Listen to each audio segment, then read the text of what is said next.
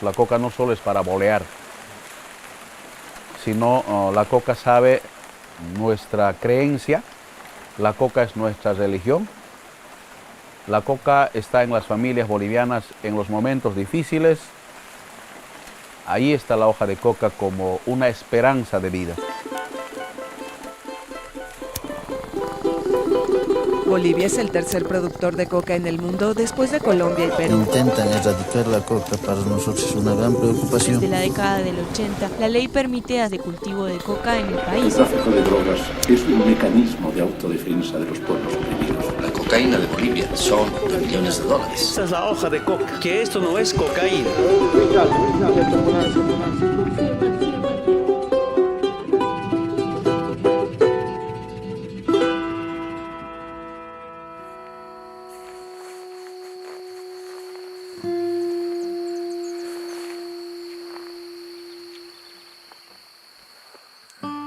Yo me recuerdo desde mis 10, 12 años tal vez ya he empezado a ayudar a mis padres, ¿no?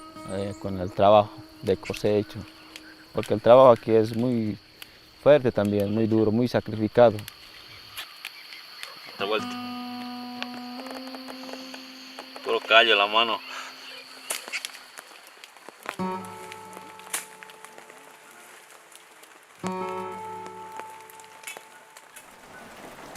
Aquí aprendimos a cultivar coca, aquí aprendimos a trabajar, yo diría, en el Chaco, con hacha, con machete, soportando los factores inclemencias del tiempo, calor, mosquito. El trabajo, aquí es todo manual, todo desde el cosechado, el deshierve, porque no es como producir la papa con un tractor, tal vez no. Y el mismo terreno no te da, o sea, son terrenos accidentados aquí. Aquí por lo menos ahora podemos tener unas plantas alrededor de tu casita, de tu vivienda. En el pasado era cero.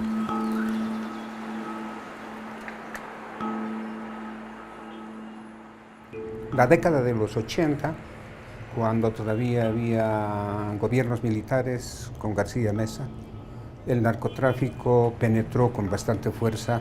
Entonces todos pensaban que el narcotráfico era algo legal, es decir, era normal, era un trabajo más. Entonces todo el mundo se dedicaba a producir cocaína.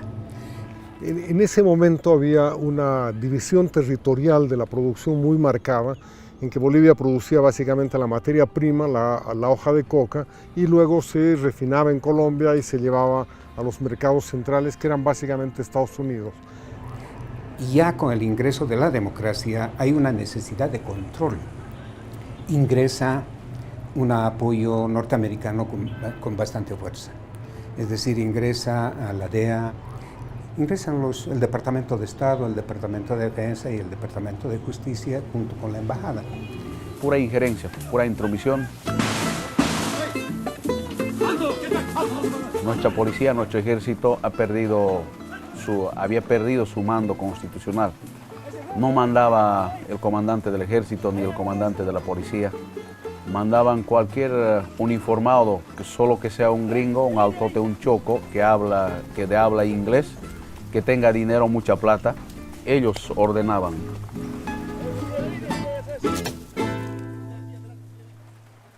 La única producción que nosotros teníamos era la coca.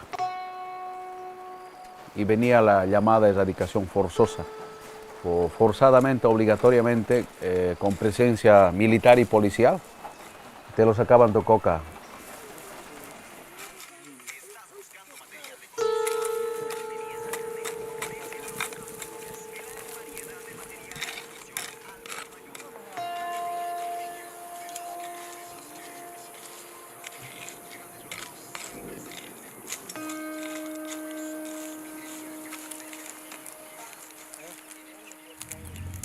La erradicación además creaba una gran incertidumbre para el campesino.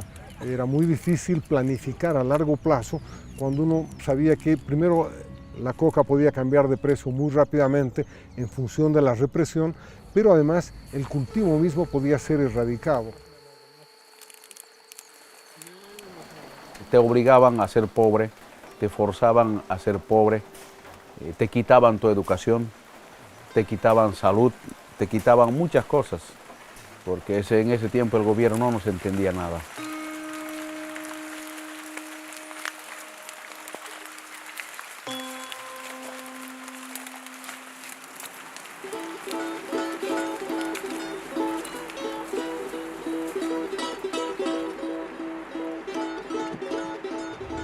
En medio de ese orden empieza a surgir una nueva forma de protesta dentro del trópico cochabambino, particularmente liderizado por Evo Morales.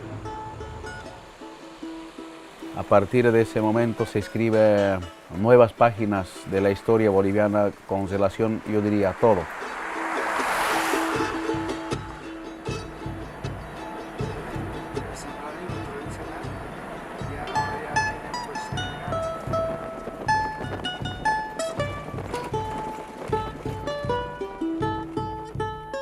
Mis padres se sentían muy orgullosos de que un campesino como nosotros ingrese, ¿no?, al gobierno, a gobernar un estado.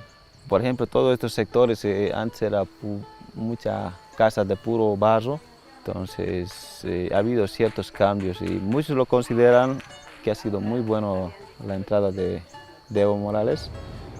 El objetivo político de Evo Morales era ese, es decir, la hoja de coca como un elemento político para que lo lleve adelante.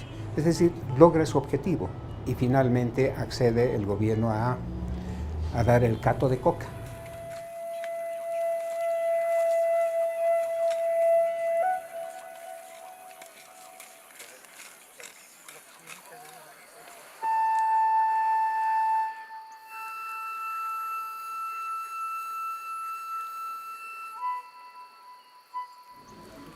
Tiene la zona roja, amarilla y la verde.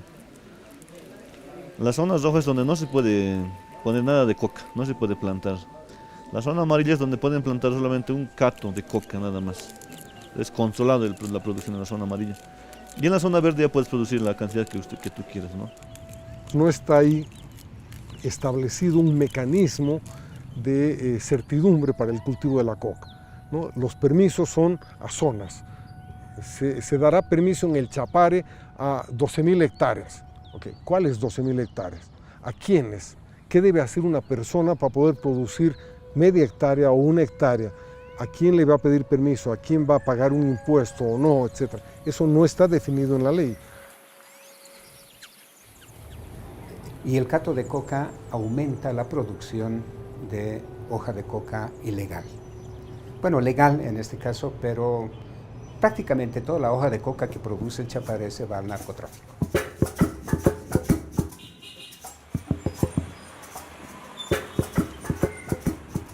Como es legal el cultivo de yungas desde hace mucho más tiempo, la gente tiene más cuidado al cultivar.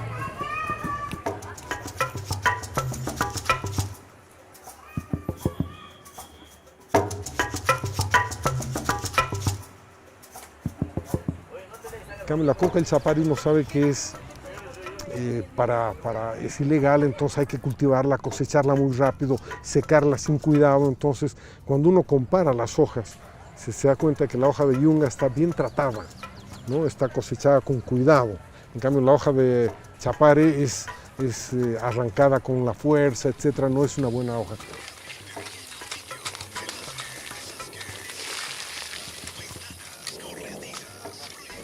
La idea también del gobierno era eso, porque el señor Evo Morales es del lado de Chapare, entonces lo que quería es generalizar y globalizarlo así todo lo que es el manejo de coca entre Chapare y Bolivia y así, porque el Chapare tiene problemas. Entonces, las condiciones políticas de Yungas y de Chapare determinan también la distinta calidad de la coca.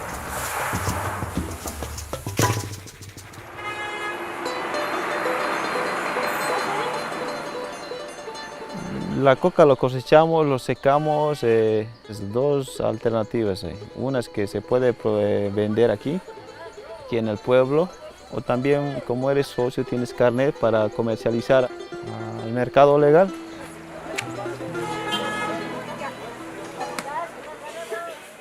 Aquí Adepcoca se encarga de controlar de que no haya extensiones o sea, mayor extensión de coca. ¿Por qué? Porque también mayor volumen, mayor producción, menos el precio. Entonces es controlado.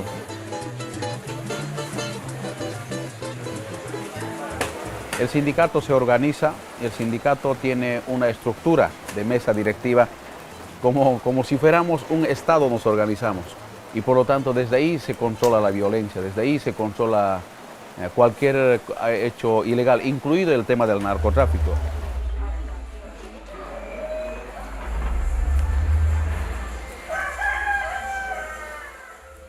De alguna manera, cuando la gente dice en el Chapare o en la zona de producción de coca se ha instalado una especie de republiqueta con ausencia del Estado, tienen razón.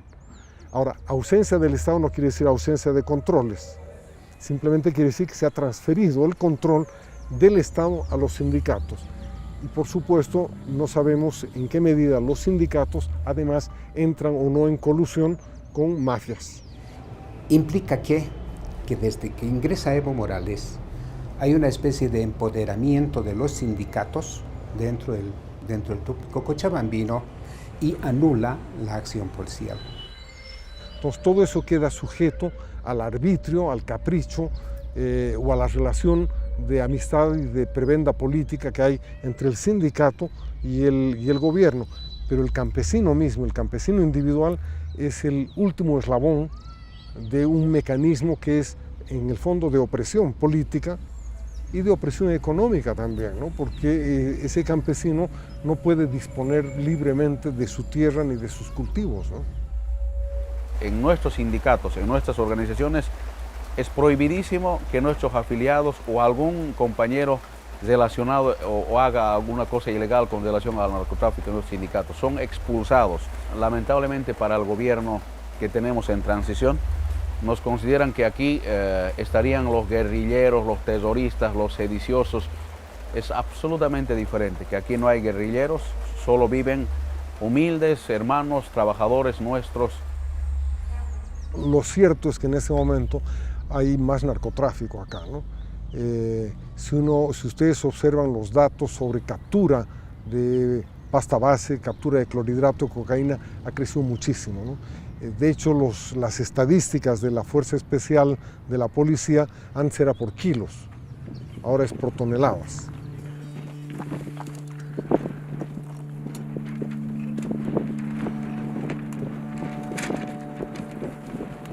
La capacidad de producción de hoja de coca, la que está destinada al narcotráfico obviamente, es aproximadamente hasta de unas 200 o 240 toneladas métricas de cocaína anuales. La producción en el pasado eran hasta de 50, 60, 40 toneladas anuales de cocaína. La cantidad de precursores que se usan en la producción también se ha ampliado muchísimo. Antes básicamente era sulfato de ácido sulfúrico y un par de cosas, pero ahora la lista de precursores que uno ve en la policía pues debe llegar fácilmente a unos 170 productos, ¿no?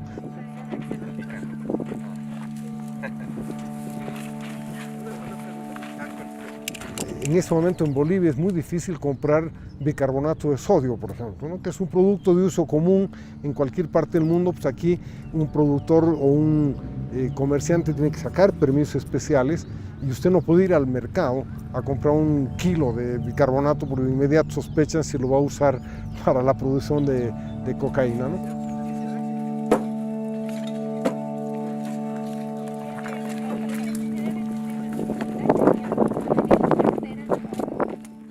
La coca siempre ha tenido problemas, aparte que es un producto controlado, cosa que hemos hecho una resistencia fatal, ha habido persecución de dirigentes, de ser perseguido político. Yo creo que es parte de este acuerdo y de esta transacción con los sindicatos, ¿no? Es decirles, miren, no me perjudiquen, porque internacionalmente la imagen de Evo estaba muy marcada por la producción de coca. El nivel de violencia y el nivel de delincuencia a nivel de narcotráfico no es comparable con los niveles de violencia de Perú, Colombia o Brasil. Es decir, no hay carteles como tal. Existen nexos con algunas organizaciones internacionales para trasladar la droga.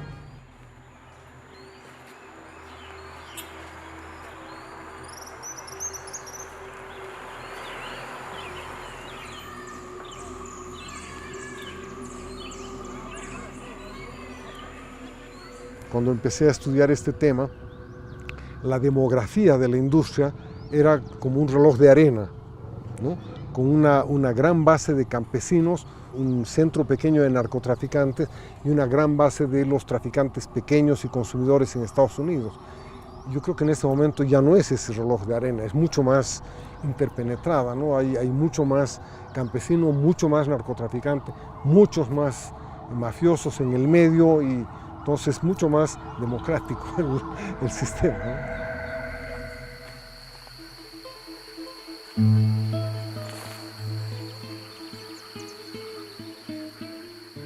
Como padre, ¿no? Es difícil decirte.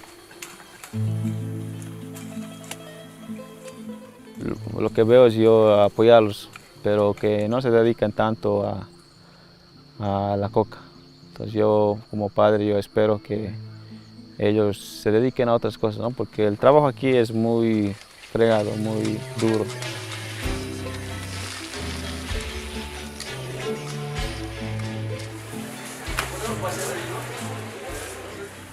Yo creo que la solución general al problema de la coca y de la cocaína, etcétera, pasa por alguna forma de legalización. Y eso empieza, en el caso de la coca, por que el Estado regularice y legalice el control de la coca, pero mediante permisos individuales, a productores individuales, no a zonas, no a sindicatos, no a grandes comunidades, sino a personas.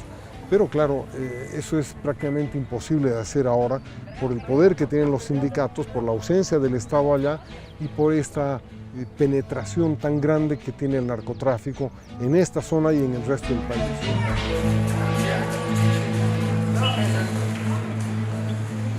Pero sin embargo nosotros vamos a prepararnos para resistir. Hemos luchado, hemos peleado, hemos enfrentado, nos han herido, nos han matado por la hoja de coca y estoy seguro, y si en algún rato nos quieren quitar, algún rato quieren anular nuestra ley general de la hoja de coca, cualquier gobierno que entre tendrá que aplastarnos, tendrá que matarnos, tendrá que pasar por nuestro encima, así como siempre lo hemos defendido, porque la hoja de coca es nuestra dignidad, la hoja de coca es nuestra economía, la hoja de coca es nuestra educación, nuestra salud y al final de cuentas es nuestra vida.